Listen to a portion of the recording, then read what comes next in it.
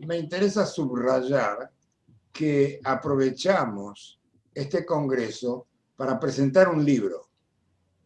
El libro que tú has citado es el libro de Moisés Barrio, que es sobre ciberdelitos, que es un tema que empieza a ser realmente importante. Por eso estamos muy contentos de poder presentarlo en este auditorio. El ciberdelito podría resumirse en varios de ellos, pero a mí me interesa uno en particular, la ciberguerra. Y me interesa por varias razones. En primer lugar, porque aprovecho la oportunidad para hacer un poco de propaganda al ciclo Ética y Sistemas Inteligentes que todos los miércoles pasamos por la Academia Nacional de Buenos Aires.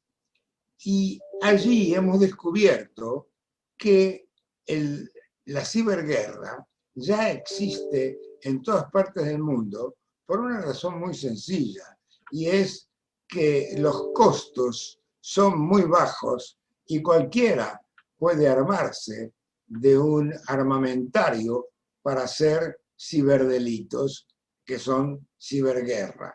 Es más, la semana pasada la revista norteamericana la militar más importante habló del ciberterrorismo. O sea, cualquiera también puede hacer ciberterrorismo.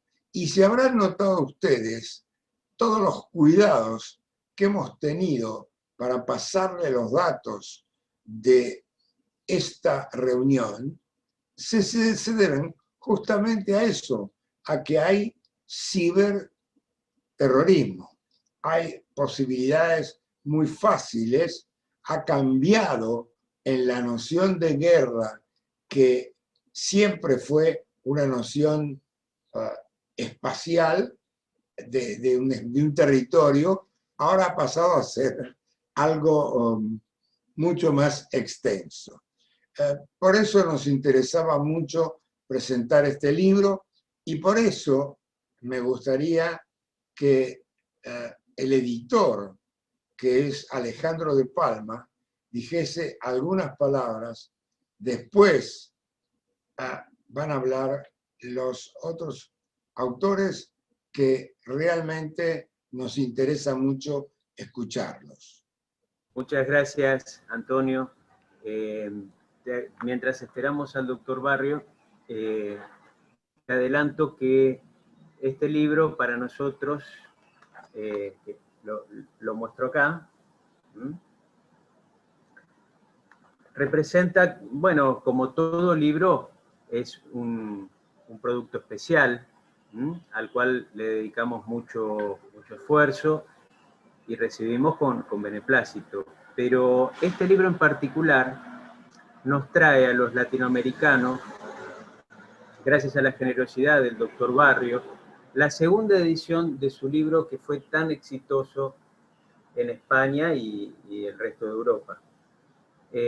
Sobre ciberdelitos. Antes se llamaba ciberdelitos nada más, ahora le agregó el 2.0. Y viene a aparecer en un momento muy especial por esto de la pandemia ha ocasionado que nosotros estemos en cuarentena y nos dediquemos más a los medios que nos ofrece Internet para comunicarnos, como este mismo Zoom, que si bien vos sos de los filósofos más experimentados en el tema por tu especialidad, porque este ya es el 5º congreso que haces de esta manera, ahora hasta los chicos que tienen que hablar con su maestra necesitan comunicarse a través de este medio, con lo cual también son más vulnerables frente a estos delitos que se cometen y que nosotros creo yo que todavía no vemos con la seriedad que realmente debemos prestarle, porque mientras nosotros estamos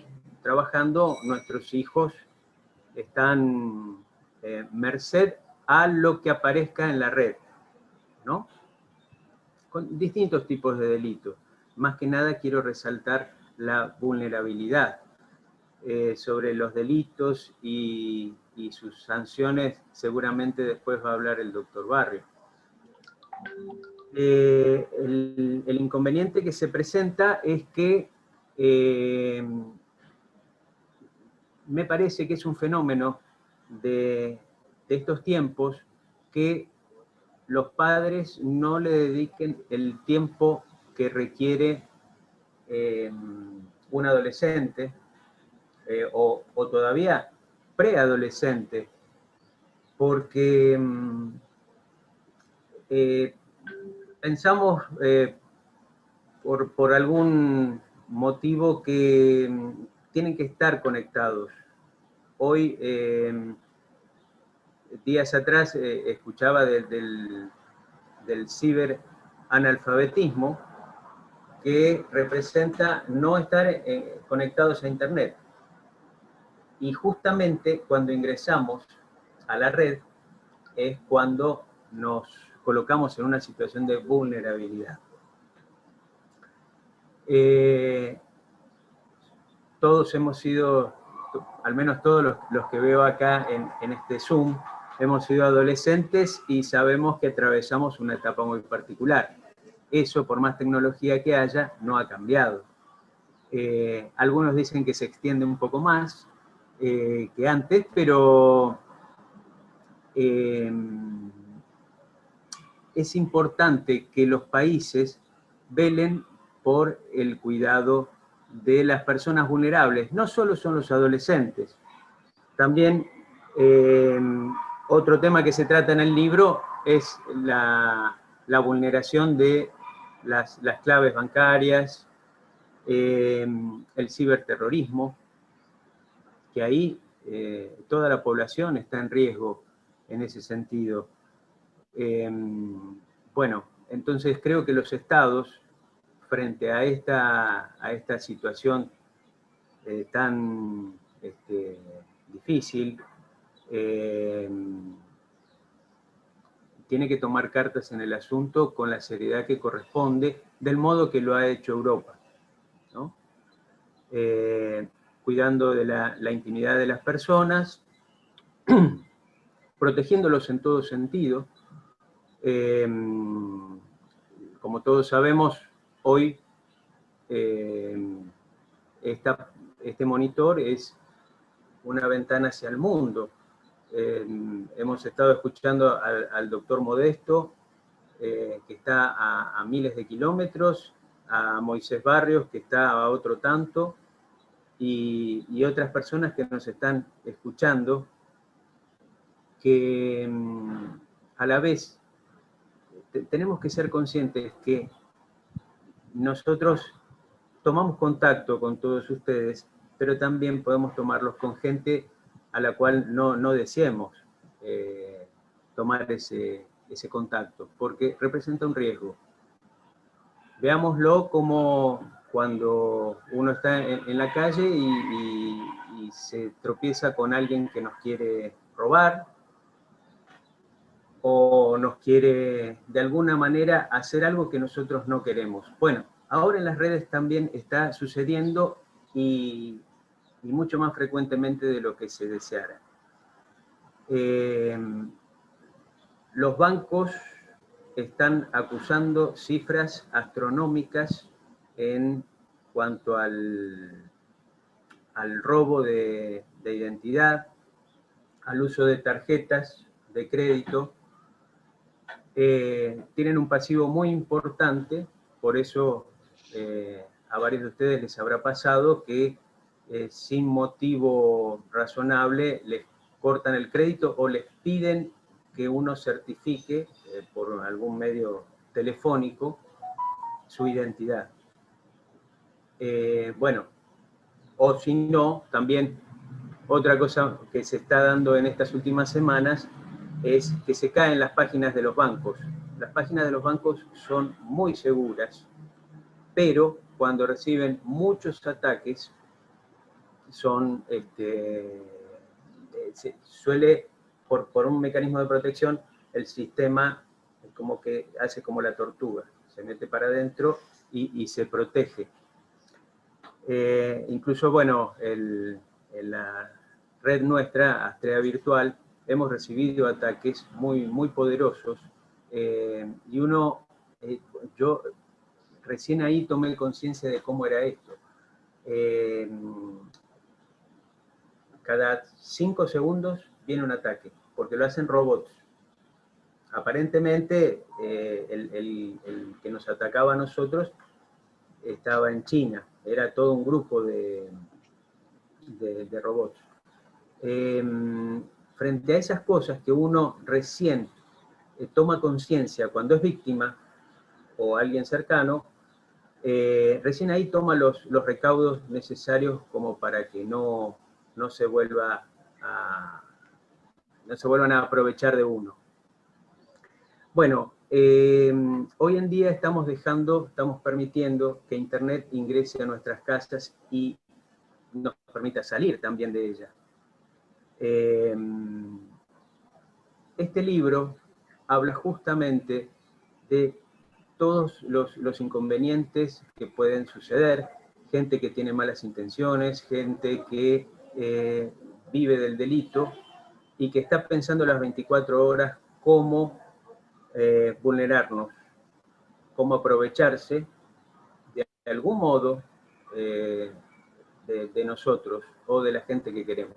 Entonces, celebro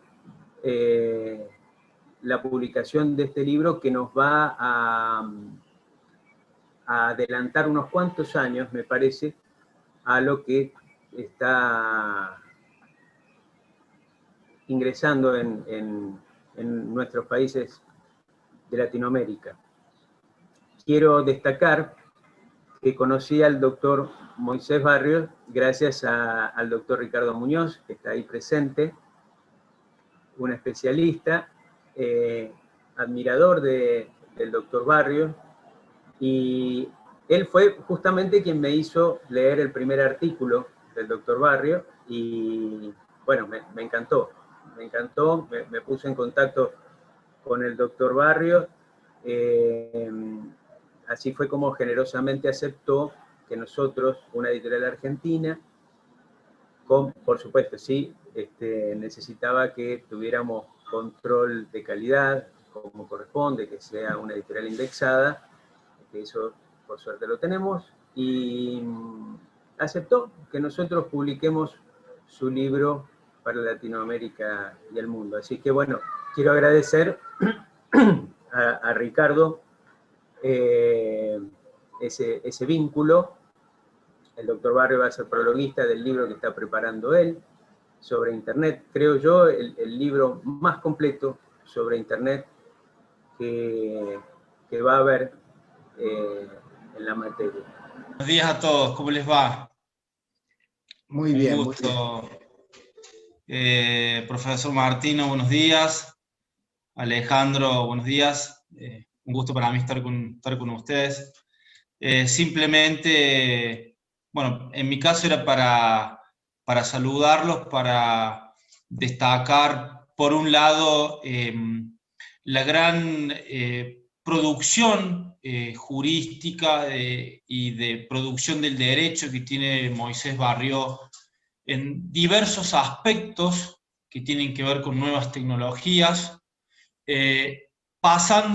transitando por los más importantes temas. Yo diría, encuadrando desde lo que se denomina el derecho de Internet.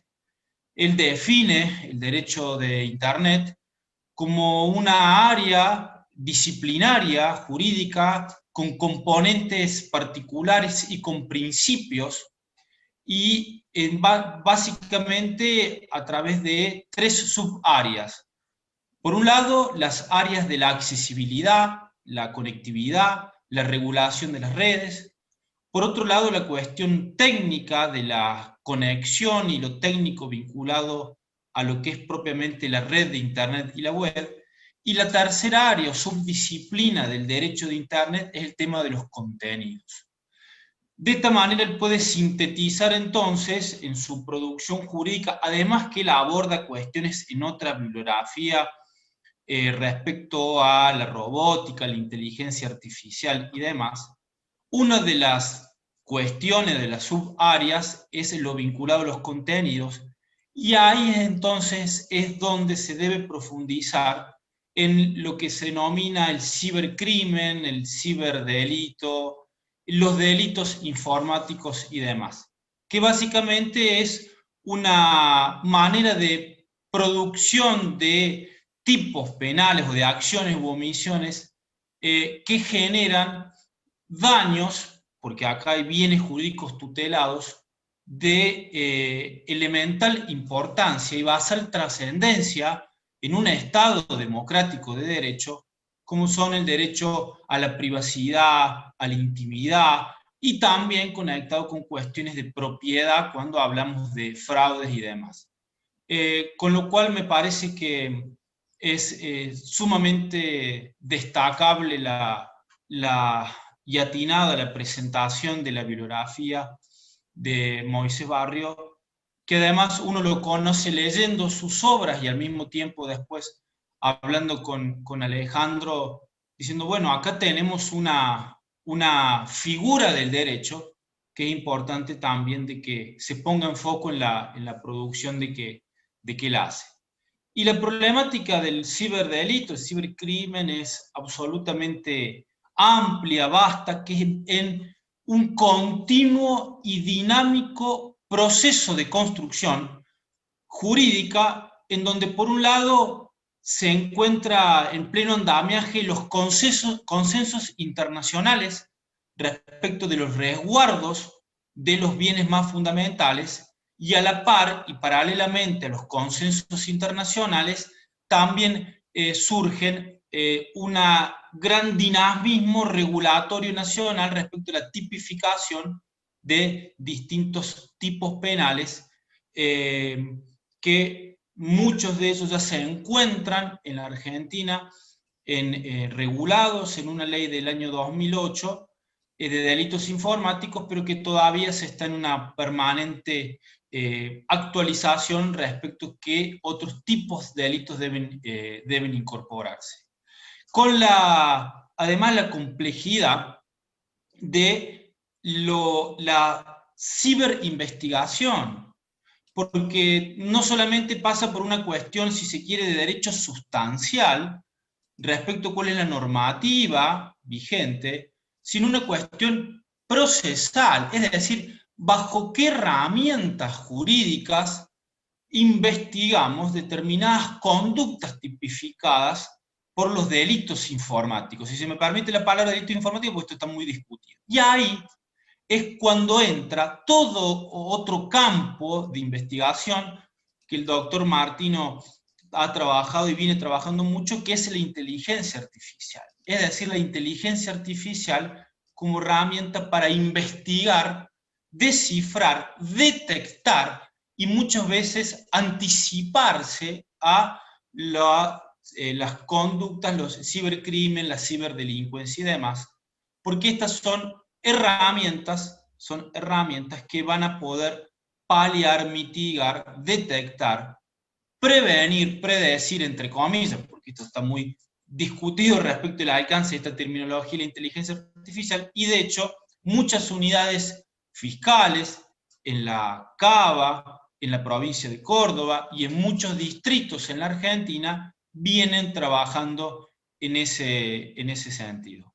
Así que son todos temas que se conectan respecto a una posible conceptualización de un derecho de Internet, a la actualización del derecho penal con consensos internacionales sumados a las problemáticas complejas respecto a que todo lo que sucede en la web tiene una connotación atemporal y espacial, con lo cual acá no hay una manera, o es difícil detectar tiempo y espacio, con lo cual vamos a un escenario internacional.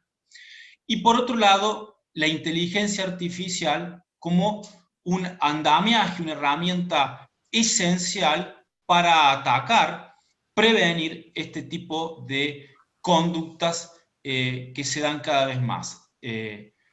Así que, bueno, un poco esto era, si se me permite entonces, compartir con ustedes y, bueno, a lo que el doctor Martino y Alejandro dispongan. Muchas gracias, muchas gracias. Creo que el doctor Barrios ya está conectado, pero por las dudas voy a leer una pregunta de Romina Cabrera. Se pregunta si las acciones entre la seguridad pública y privada se adaptan a las políticas de ciberseguridad y ciberdefensa. Perdón, Eric, que he tomado tu función en este momento, pero es simplemente porque nosotros, yo pertenezco a los filósofos del derecho. Los filósofos del derecho vivimos en el ático del Palacio de la Justicia. Generalmente no bajamos a los pisos de abajo y somos muy ignorantes de lo que sucede en el quinto piso, en el cuarto piso. Por eso pido auxilio a los abogados para que puedan responder a esta pregunta. Antonio, te propongo, ya que está el doctor Moisés Barrio, que dentro de su alocución conteste la pregunta de Romina. ¿Qué te parece? Magnífico. Doctor Barrio, por favor, tiene el piso para poder, bueno, el chat, la plataforma entera para podernos comentar sobre su reciente publicación y esta versión 2.0. Muchísimas gracias y disculpar que hay un pequeño problema con la cámara que ya está solucionado, ¿no? Bueno, lo primero, agradecer al profesor Martino, por supuesto, la invitación. Es un lujo y un placer compartir sesión con tan distinguidos colegas, además de un amplio espectro de países, ¿no? Yo les saludo atentamente aquí desde España. Y también, por supuesto, como no puede ser de otra manera, también mi agradecimiento al editor, Alejandro, por haber apostado por la edición de esta segunda edición allá en Argentina, ¿no? Dicho lo cual, y para que tengamos después tiempo para seguir debatiendo y reflexionando sobre la figura delincuencial por excelencia en nuestro tiempo, me gustaría compartir unas reflexiones de lo que supone el ciberdelito y la ciberdelincuencia hoy ya en el siglo XXI. Todos sabemos que Internet es la pieza esencial, el elemento estructural de lo que jurídicamente en Europa se llama la sociedad de la información y ahora se llama sociedad digital, además en el marco de la nueva normativa que se está elaborando en la Unión Europea. Esta sociedad de la información, esta sociedad digital ha permitido también, como sabemos, la creación de un espacio virtual, el ciberespacio, como lo concibiera el autor que acuñó este término, William Gibson. Hoy en día, y más con la pandemia que estamos padeciendo, los sistemas informáticos resultan de extraordinaria importancia para organismos públicos, para infraestructuras básicas, para la sanidad, para los particulares, para los ciudadanos, para las universidades, por supuesto, para las empresas. Asimismo, Internet tiene una particularidad adicional y singular. Dado este carácter descentralizado que tiene Internet, que tiene la red de redes, no hay ni es posible que exista un organismo que dirija ni que gobierne la red. Dado que, en una síntesis muy apretada, el funcionamiento de Internet es posible gracias a que los operadores, los actores, en definitiva, todo el ecosistema emplea unos mismos patrones, unas mismas convenciones en cuanto a las transmisión de datos y a la interoperabilidad de los sistemas en el marco del protocolo TCP/IP. Y este carácter singular y único de Internet, por supuesto que origina importantes dificultades de adaptación y de aplicación de los ordenamientos jurídicos, de los cuales, de todos estos problemas y estas dificultades, a mí me gustaría destacar 4. En primer lugar, tenemos la estructura descentralizada de Internet. Después tenemos la deslocalización de los participantes, precisamente en esta 5ª edición. Estamos profesores, ponentes, asistentes de multitud de países. En tercer lugar, la aptitud que tiene Internet como un medio de publicación de alcance universal. Y, por supuesto, en cuarto y último lugar, la internalización inherente a todas las actividades del ciberespacio.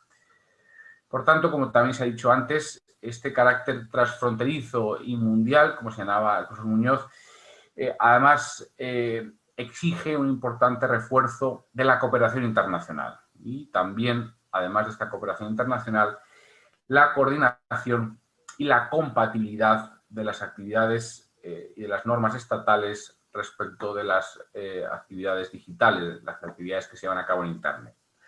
En definitiva, esto es la base para una sucesiva armonización de los ordenamientos y que precisamente en el ámbito del cibercrimen ya ha tenido lugar con el importante Convenio de Budapest del año 2003.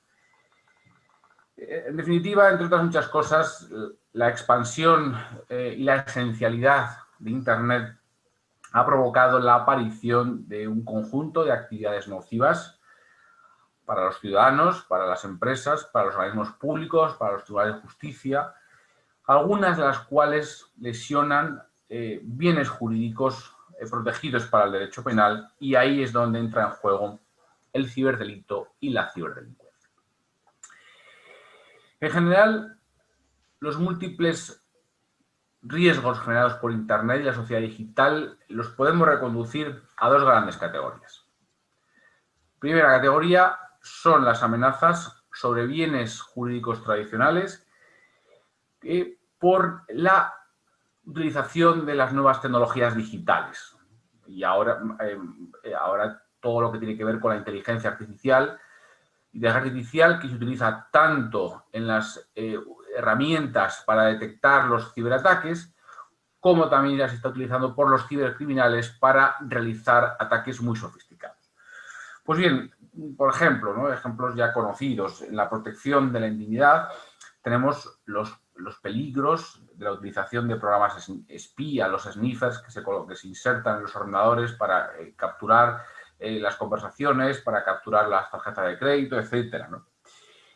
Después tenemos el problema de la monitorización digital, con todas las cookies y todas las técnicas de seguimiento de nuestra navegación en Internet y también de lo que hacemos en las redes sociales, etcétera. Eso en cuanto a la intimidad. En cuanto al patrimonio, pues por supuesto, todo lo que tiene que ver con las ciberestafas, con todos los fraudes en Internet, ¿no? También tenemos el auge de la pornografía infantil, con nuevas formas de producción y distribución del material a través de las webcams, a través de los teléfonos móviles, etcétera, ¿no? Y, en definitiva, dentro de los bienes jurídicos tradicionales tenemos también las agresiones que sufre la propiedad intelectual, con todo lo que tiene que ver con las vulneraciones de la propiedad intelectual en Internet, mediante las páginas de descargas, las retransmisiones en streaming no autorizadas, etc. Y, en segundo lugar, otro gran conjunto de los riesgos que planea Internet se produce sobre las propias infraestructuras, sobre todo las infraestructuras digitales, no solo las que dan soporte a la red de comunicación universal que es Internet, sino a todos los servicios públicos, a todas las plataformas de comercio electrónico, etcétera, ¿no? Todas las infraestructuras, ¿no? Ya sean intermediarias para que fluyan las comunicaciones o las infraestructuras directas de las personas físicas y jurídicas públicas y privadas. Pues bien, esto se produce en el marco, por ejemplo, de las conductas de acceso no autorizado, el hacking, que penetran en los sistemas, ¿no? Y que además pueden dar lugar a la exfiltración de la información, de los secretos comerciales, de la contabilidad, de la cartera de clientes, etcétera, ¿no? Luego tenemos también otro elenco de conjunto de conductas que se dedican a producir daños informáticos con virus, con bombas lógicas, con caballos de Troya, con gusanos, etcétera, el malware que se llama, ¿no? Todo ese conjunto de programas informáticos nocivos. Y por último tenemos también otros ataques, los ataques de denegación del servicio, que lo que buscan es paralizar temporalmente el flujo de las comunicaciones o el funcionamiento normal de un sistema, ¿no? Lo paralizan durante horas, etcétera, y en ese sentido todas las semanas se producen ataques de denegación de servicio, etcétera. En definitiva, hoy, en 2020, asistimos a un momento álgido en la cibercriminalidad, tanto en el sentido cuantitativo, dado la creciente dependencia universal que tenemos de Internet, y lo cual se ha visto agudizado con la pandemia, como también por el punto de vista cualitativo, porque cada vez aparecen nuevas formas de ciberdelincuencia más complicadas, más sofisticadas, más difíciles de detectar y de perseguir, ¿no? Y como decía hace unos instantes, los cibercriminales ya están utilizando inteligencia artificial para cometer sus amenazas. Junto con todo lo anterior, también en la ciberdelincuencia asistimos a una evolución de los protagonistas, de los criminales, de los cibercriminales, ¿no?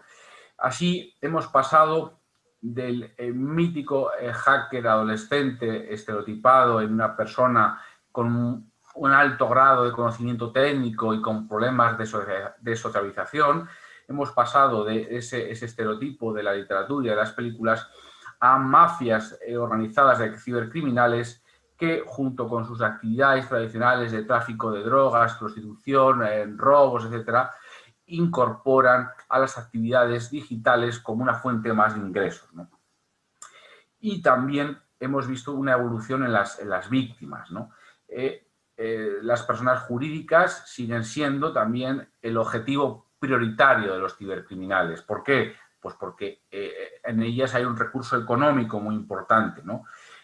Y además, todavía en el ámbito de las personas jurídicas se suele producir una ocultación de los ciberataques y los incidentes de ciberseguridad, ¿no? Por temor, por vergüenza y por el daño reputacional. No obstante, en la Unión Europea ya desde 2013 el marco de la ciberseguridad y también en materia de protección de datos con el Reglamento General de Protección de Datos del año 2016 obligan a poner en conocimiento de los afectados y de las autoridades de supervisión, ya sea de protección de datos o de ciberseguridad, obligan a poner en conocimiento de las mismas la existencia de estas brechas de seguridad. Y últimamente también tenemos a los ciudadanos que cada vez son más víctimas, por ejemplo, de los ataques ransomware, de esos ataques que cifran su disco duro, cifran la información de sus dispositivos digitales y les obligan a pagar un rescate, fundamentalmente en bitcoins u otras criptomonedas de difícil rastreo, pues una cantidad para desbloquear los sistemas. Esto lo hemos visto en todo el mundo, en Estados Unidos. Ha habido ayuntamientos que han perdido incluso el historial de años de información, incluso afectando a los propios registros públicos. También hay que señalar los cibercrímenes sociales que convierten a cualquier ciudadano que se relacione en Internet, que envíe mensajes por WhatsApp, en redes sociales, en foros o comparta sus fotos en un objetivo de un posible ciberataque personal contra su honor, contra su intimidad, etcétera, ¿no? Y también de forma creciente son muy frecuentes los ciberataques políticos ideológicos para desestabilizar un Estado, difundir un determinado mensaje político o incluso perturbar el funcionamiento de las elecciones democráticas, como ya tenemos con ejemplos bien conocidos desde la campaña presidencial de Estados Unidos de 2016. Por supuesto, también luego tenemos expresiones de ciberguerra. En definitiva, la Tercera Guerra Mundial tendrá lugar en el ciberespacio, ¿no? Y es donde se está desarrollando el teatro de operaciones que como consecuencia de que las infraestructuras tecnológicas de los estados y de las grandes multinacionales pues son objeto también prioritario de ciberataques.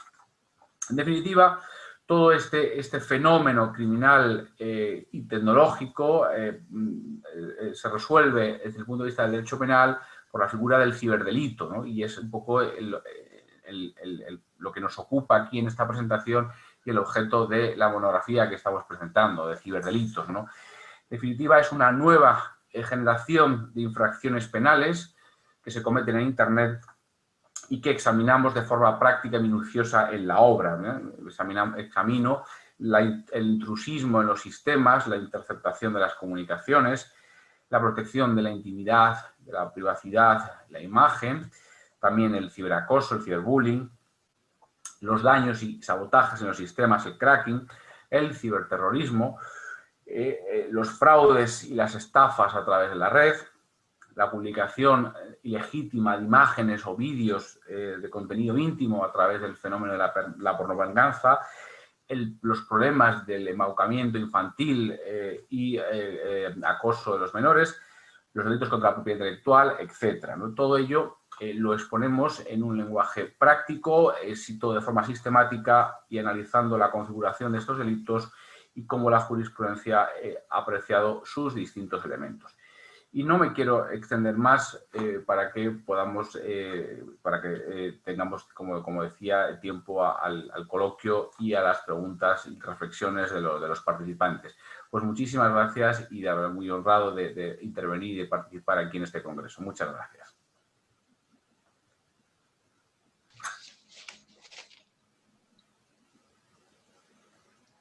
Le damos la palabra a Coria. ¿Qué tal? Muy buenos días. ¿Se me escucha bien? Perfectamente. Carlos, Bien. Bueno, un compatriota en la sala. Bien, bien. Quiero agradecer en primer término a los organizadores de este evento por la invitación a poder comentar el libro del querido colega y amigo Moisés Barrio Andrés, Ciberdelito 2.0, lo que ya desde el título invita a la reflexión, invita a leerlo con lo de 2.0. Imagino que van a haber versiones recargadas en los próximos años, considerando la capacidad del autor de escribir con tanta velocidad y publicar temas tan importantes, ¿no? Esta presentación o comentarios los quiero abarcar en tres aspectos. Primero quiero hablar del contexto, luego quiero hablar del autor y finalmente hablaré del libro. Primero el contexto, ¿no?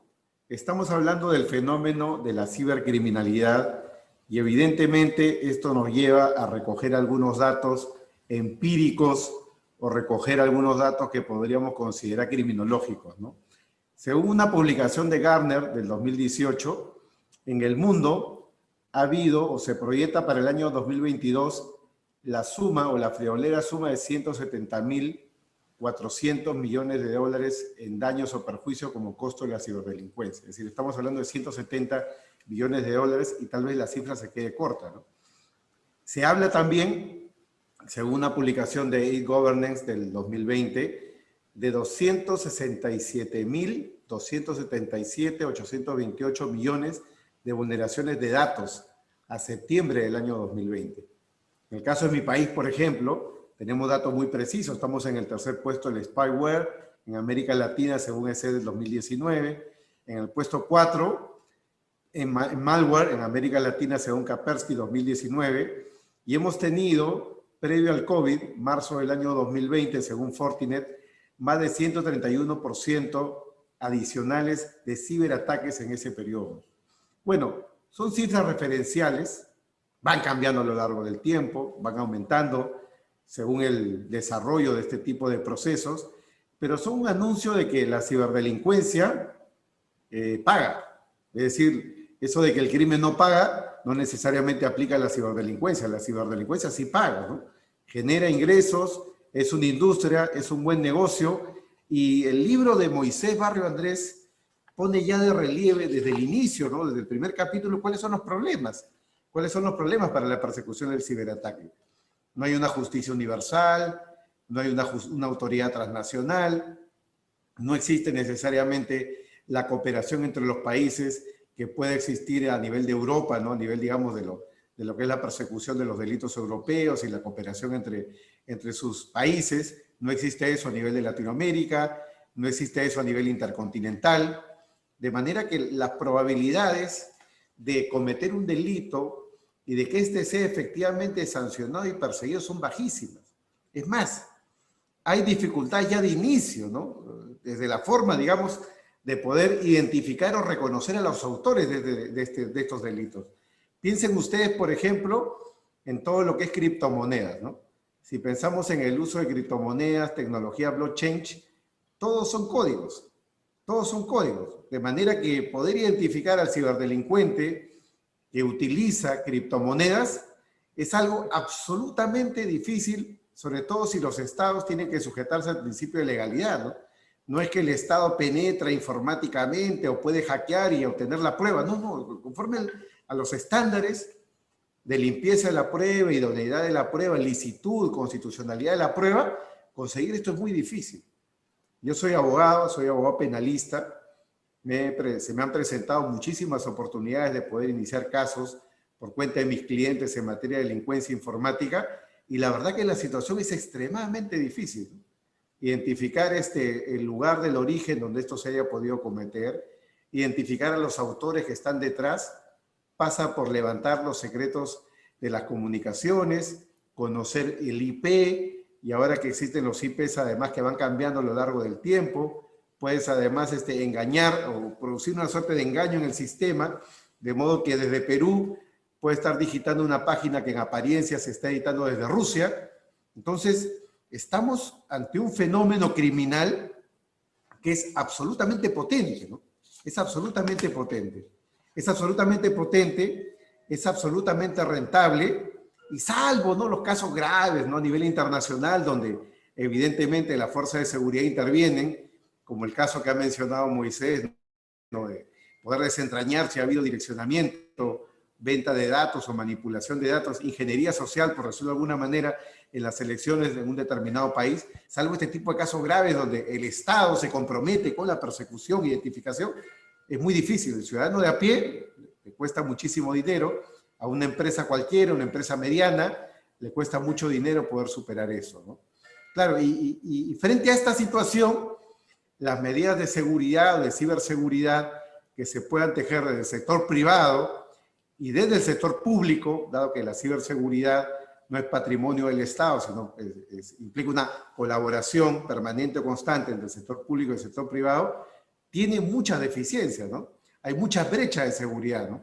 Mientras el Estado o los que están pensando en las medidas de seguridad frente a los ciberataques, la delincuencia va por delante creando nuevos mecanismos para que esto pueda funcionar.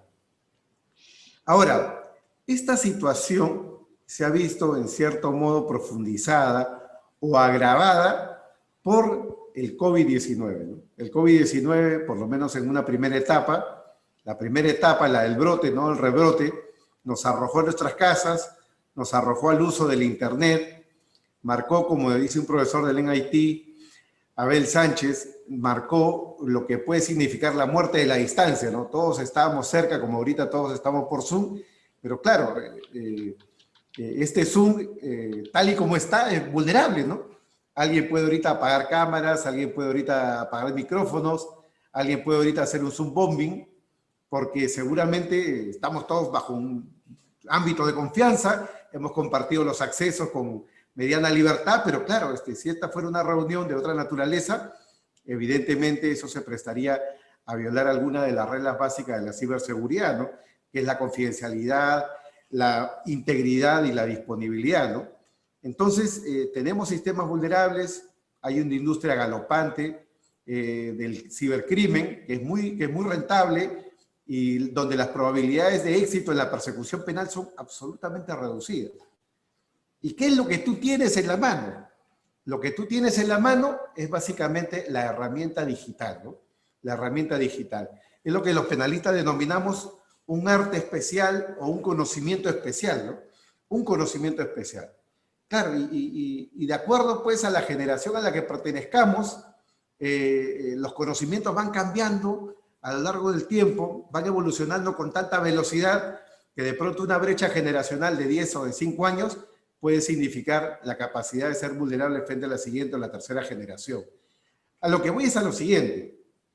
Esto es algo en constante expansión y donde, digamos, las esperanzas del sistema para poder hacer algo son bastante reducidas. Y yo creo que por eso el libro de Moisés es una invitación no solamente a pensar en los delitos que se puedan cometer en el ciberespacio, sino sobre todo pensar en la prevención, porque si poco podemos hacer en la persecución, si hoy por hoy podemos hacer poco por la persecución, descubrimiento, sanción, etc., lo que tenemos que hacer es pensar en lo que es la prevención, ¿no?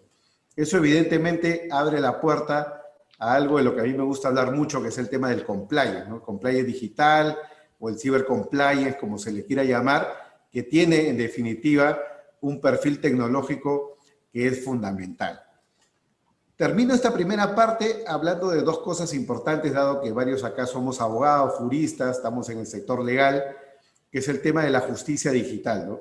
La justicia digital en todos nuestros países sigue presentando una serie de problemas, ¿no?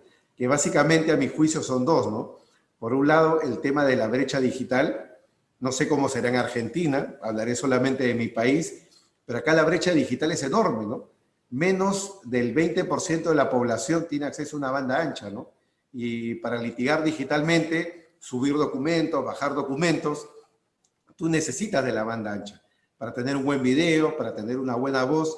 Hay muchos estudios en los Estados Unidos de que si la voz se te congela y yo me quedo así hablando, lo que va a suceder es que eso ante un jurado, ante un juez, puede generar tal nivel de molestia, tal nivel, digamos, de insatisfacción, que enciende todos los sesgos cognitivos que pueden dar lugar a que una determinada resolución se dicte en sentido contrario, ¿no? Hay un estudio en Inglaterra muy interesante de cómo se resolvían los casos vinculados, digamos, a las prisiones, a las libertades provisionales, ¿no?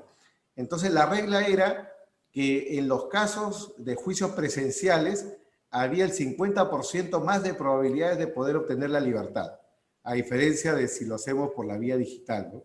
Claro, porque al final del día nosotros podemos vernos las caras, podemos escucharnos, podemos estar en traje de la mitad para arriba y abajo en pijama, sin ningún problema, pero la presencialidad es otra cosa, ¿no? Es otra cosa, ¿no? La empatía, la interacción. No hay jueces robots, los jueces no nos están juzgando con un algoritmo, los jueces nos juzgan conforme a cómo nos ven, ¿no? Y la comunicación digital, el one-to-one, el face-to-face, de momento no puede ser reemplazado a través de del communication, a través de la computadora, la comunicación a través de la computadora. Hay mucha información en torno, digamos, a la psicología, en torno a las ciencias conductuales aplicadas a la comunicación a través del Internet, ¿no? Es decir, si miras la cámara, si la iluminación es baja o es alta, si te distraes o no se distraes, cuál es el nivel de empatía que tú puedas provocar, el uso de imágenes. Todo eso abre una discusión enorme en torno a lo que es la justicia digital, ¿no?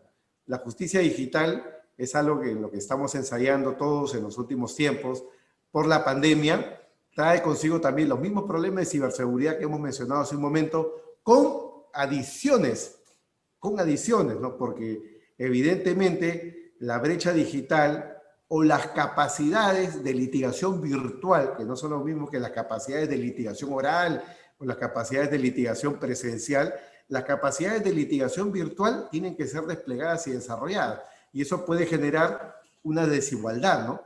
Yo puedo contratar al mejor abogado penalista para que me defienda, pero si no tiene habilidades digitales, ese abogado está perdido, ¿no? Ese abogado no va a poder desplegar toda su esencia, toda su capacidad de persuasión frente o a través de un computador, ¿no?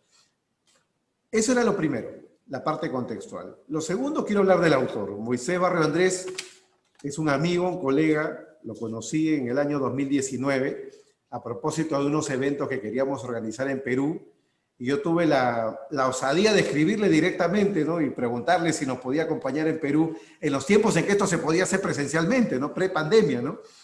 Tuve la suerte de que Moisés nos acompañara, nos visitó acá en Perú en diciembre del año pasado, hace ya casi un año, y la verdad que fue muy provechoso. Nosotros, sorry que lo diga tal vez de una forma sesgada por la amistad, pero buscamos al mejor, y la verdad que en España, por lo menos, no hay nadie que haya publicado tanto o más que Moisés sobre derecho digital, sobre temas vinculados a la regulación en estos temas que estamos acá tocando, ¿no?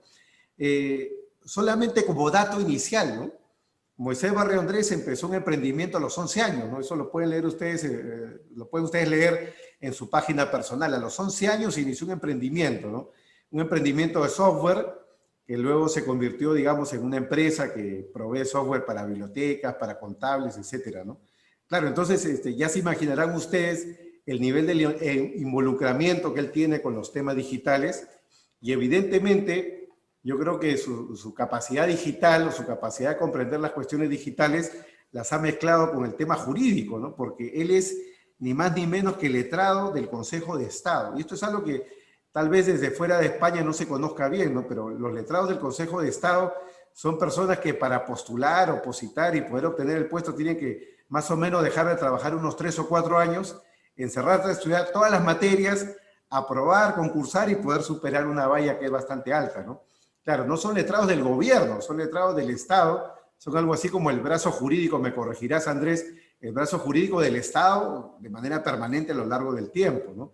Entonces, es una tarea muy destacada. Seguramente en muchos países sería esto más difícil que ser juez supremo, magistrado del Tribunal Constitucional, por una razón muy sencilla, porque acá, digamos, la designación es política, es puramente técnica, no es un tema de puro conocimiento, de puro derecho, y, digamos, alcanzar esa posición no es algo simple. Lo menciono entonces porque Moisés ha conjugado tanto sus capacidades digitales como sus capacidades jurídicas para publicar una serie de libros, y voy a mencionar solo algunos, ¿no? Legal Tech, la transformación digital de la abogacía, año 2019, el libro dirigido por él. Otro libro que dirigió, Derecho de los drones, 2018. Derecho de los robots, Walter Kluba, también 2018, para eso que él es el rostro visible de Walter Kluba en temas digitales en los últimos años. Por cierto, Moisés, me imagino que ya debes tener un buen contrato ahí de imagen, derecho de imagen tipo Messi con Nike, ¿no? Para poder vender todo lo digital a través de Walter Kluba.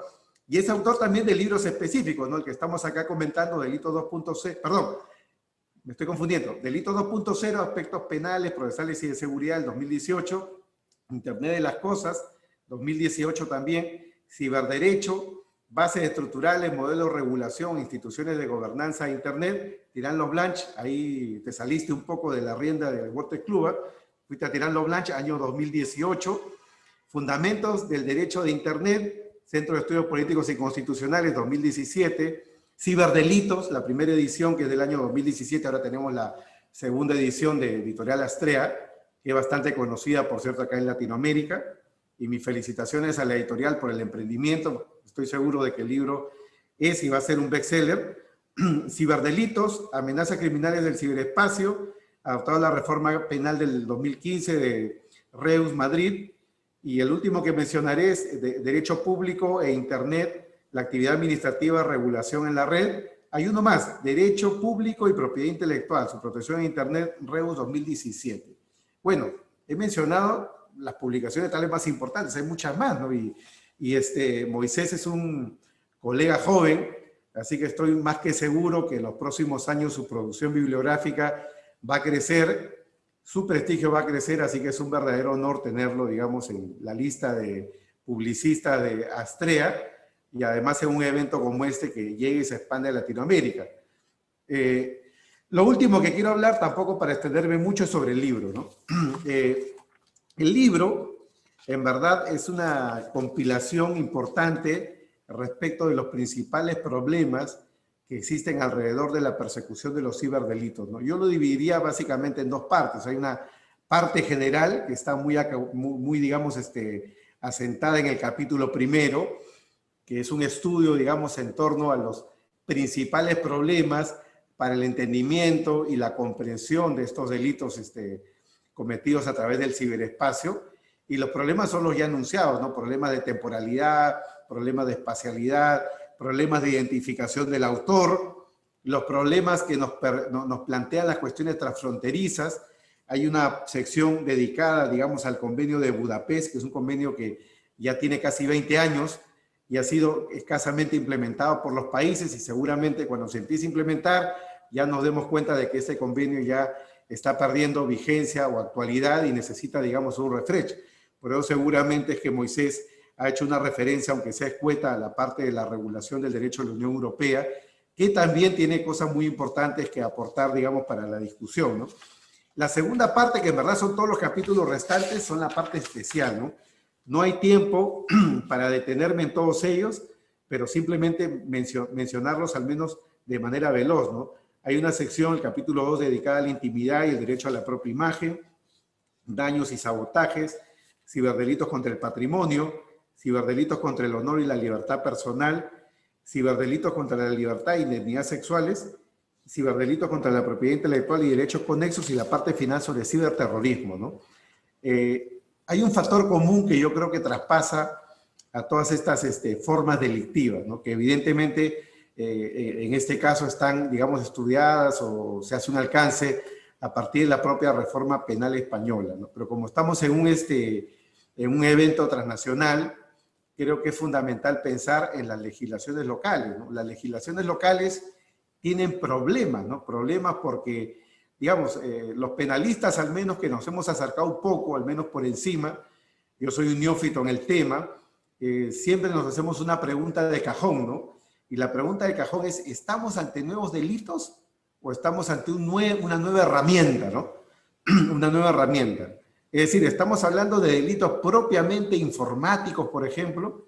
¿O estamos hablando de delitos contra bienes jurídicos clásicos, pero cometidos a través de una herramienta que trae todas estas ventajas y desventajas según se quiera ver, ¿no?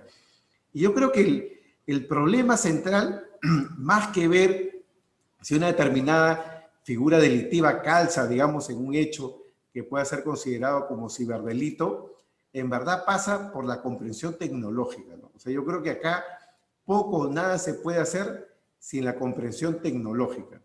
Y eso nos arrastra a cuestiones netamente procesales, ¿no?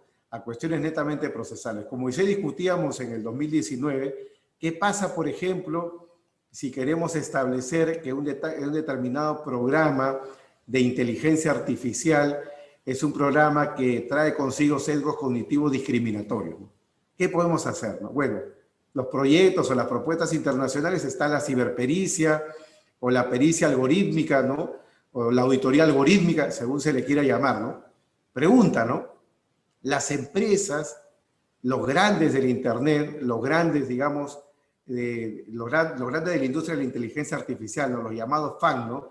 Facebook, Apple, Netflix, Google, son empresas que van a permitir que se pueda realizar un examen algorítmico a sus procesos de decisión, de input y output a través del uso de la inteligencia artificial. Claro, ahí vamos a tener problemas como los anunciados por Moisés, ¿no? Problemas de propiedad industrial, problemas de propiedad intelectual, problemas de ciberseguridad, problemas de confidencialidad. Creo en consecuencia no que la guerra está perdida. Lo que creo es que en verdad lo que se requiere acá, y con esto termino el hard law, ¿no? Recuerdo la primera conferencia que dio Moisés acá en diciembre del 2019 en el Swiss Hotel en San Isidro sobre la gobernanza de la inteligencia artificial, ¿no? Y pusiste, Moisés, un ejemplo de los señores de Google que habían adoptado una suerte de comité, ¿no? Un comité de, digamos, ético, que luego no sé si recuerdo bien si terminó desactivándose o terminó declinando de la labor, pero claro, porque es algo que es muy bonito en términos de compliance, es muy bonito en términos, digamos, de marketing, pero a la vez para una empresa es muy peligroso, porque significa para una empresa abrir la caja negra, ¿no? El black box, es decir, vemos la forma en la cual funcionamos por dentro y eso es algo muy difícil de superar solo con la ética, solo yendo a misa, golpeándonos el pecho. Es algo en lo cual se requiere hard law, se requiere regulación, ¿no? Se requiere regulación, ¿no? Y cada vez que hay que acordar la regulación, tenemos todos estos problemas, porque no son regulaciones que van a operar para un país, sino seguramente tienen que tener un contenido transnacional. Muchas gracias a los organizadores nuevamente, muchas gracias, Moisés, por haberme invitado también a ser parte de esta mesa. Mi enhorabuena por el libro y que vengan muchos más. Gracias. Gracias, doctor Coria. Me indican que si alguien tiene interés en conseguir el libro del doctor Barrio, vamos a copiar el enlace donde lo pueden conseguir en el chat y se puede entregar a domicilio. Entiendo que a cualquier lugar del mundo. Yo por lo pronto iré pidiendo el mío hasta Lima. Espero que lleguen a Lima. Prohibido piratearlo, por favor. Entonces, salvo que haya alguna pregunta para alguno de los panelistas, damos por cerrada esta primera sesión en la mañana hasta las 3 de la tarde de horario Argentina, o 1 de la tarde horario Perú en GMT-5, o si están en Costa Rica a las 12 del mediodía de Costa Rica. Tenemos para todos los gustos en toda la región. Doctor Martino, para que cierre usted. Muchas gracias, Eric. Ha sido una jornada proficua. Hemos escuchado muchísimas cosas, algunas las conocíamos, otras nos enteramos. Lo que importa es que el medio modifica el mensaje. El mensaje jurídico puede ser modificado por el medio si no estamos atentos a que el medio pueda ser controlado. Esta creo que es la enseñanza que nos queda de la presentación de este libro, que prometemos leer, si bien no sabemos si vamos a cumplir. Muchas gracias y nos vemos a las 15 horas. Gracias a todos.